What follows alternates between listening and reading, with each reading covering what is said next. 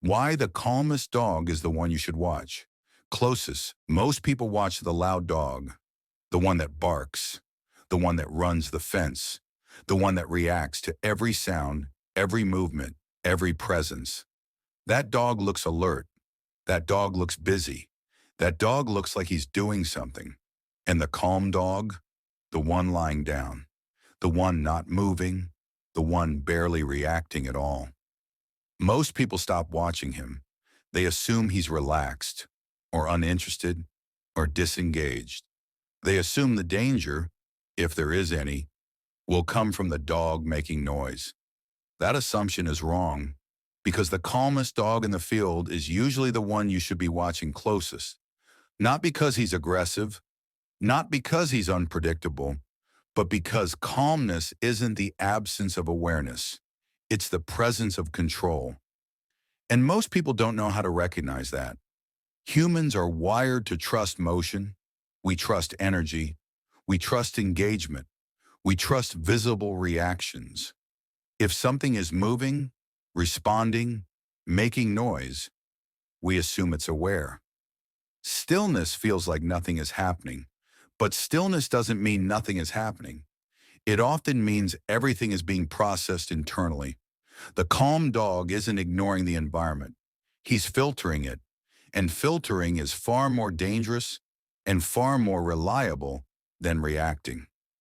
A reactive dog treats everything like it matters. Every sound, every movement, every unfamiliar presence. That might look impressive, but it's actually a problem, because if everything matters, nothing is prioritized correctly.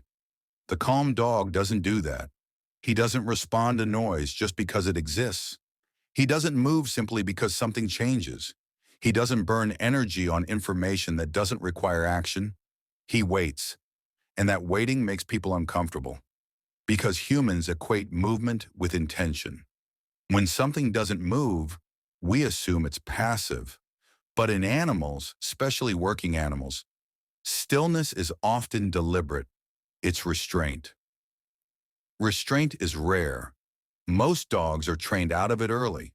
We reward excitement. We reward engagement. We reward visible response. Sit, come, look at me, good boy. We condition dogs to act quickly, visibly, enthusiastically. But speed isn't judgment. Reaction isn't control. And excitement isn't confidence. In many cases, excitement is uncertainty trying to resolve itself. The calm dog doesn't need to resolve anything yet. He's already comfortable. That's the difference. When something enters the environment, he doesn't ask, "Should I react?" He asks, "Does this matter?"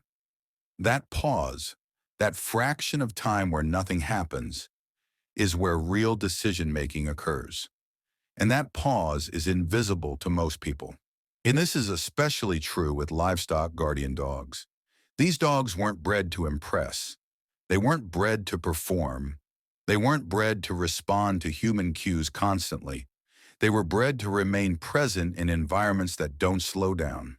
Open land, livestock movement, nighttime, weather, unfamiliar animals, unfamiliar humans, and most importantly, long stretches where nothing happens.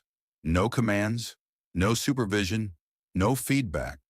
So mistakes couldn't happen because there was no one there to correct them. That meant the dog had to decide correctly the first time, which required a very specific trait: restraint. A guardian dog that reacts too early creates problems.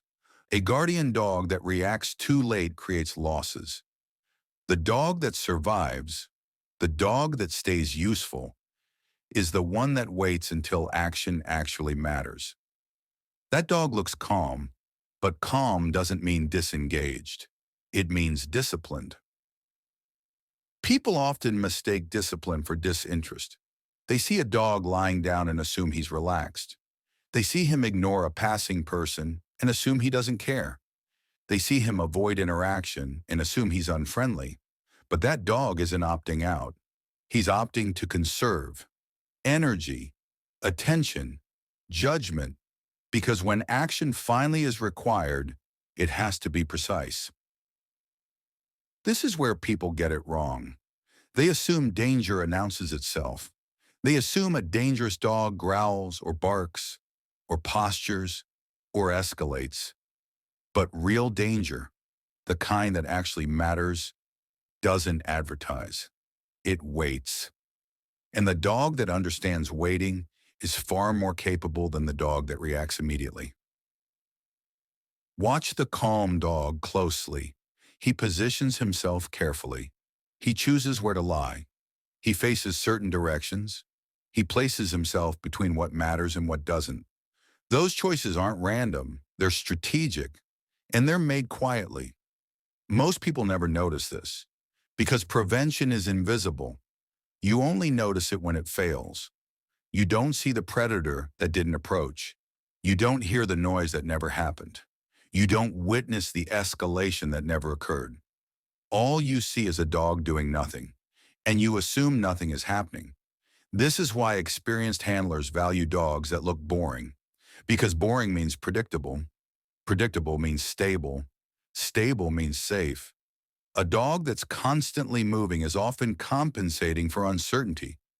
Movement becomes regulation. Excitement becomes reassurance. The calm dog doesn't need that. He's already regulated. People often confuse friendliness with confidence, but they're not the same thing. A dog that needs to greet everyone is often seeking reassurance. A dog that demands interaction is often checking for safety. A dog that reacts constantly is often unsure what matters. The calm dog doesn't need validation. He's already decided what belongs in his environment, and that makes him far more reliable. This is also why calm dogs are so often misunderstood. People try to fix them. They push socialization. They encourage excitement. They reward engagement. They think they're building confidence. What they're actually doing is removing restraint. They take a dog that evaluates and turn him into a dog that reacts. And that's when problems start. Because a reactive dog makes mistakes. He escalates when he shouldn't. He reacts to the wrong thing. He burns energy on information that doesn't matter. A restrained dog avoids those mistakes by doing less, not more. The calm dog doesn't rush. He doesn't assume safety. He doesn't assume danger either. He observes long enough to decide correctly. And when he does act, it's not emotional. It's precise.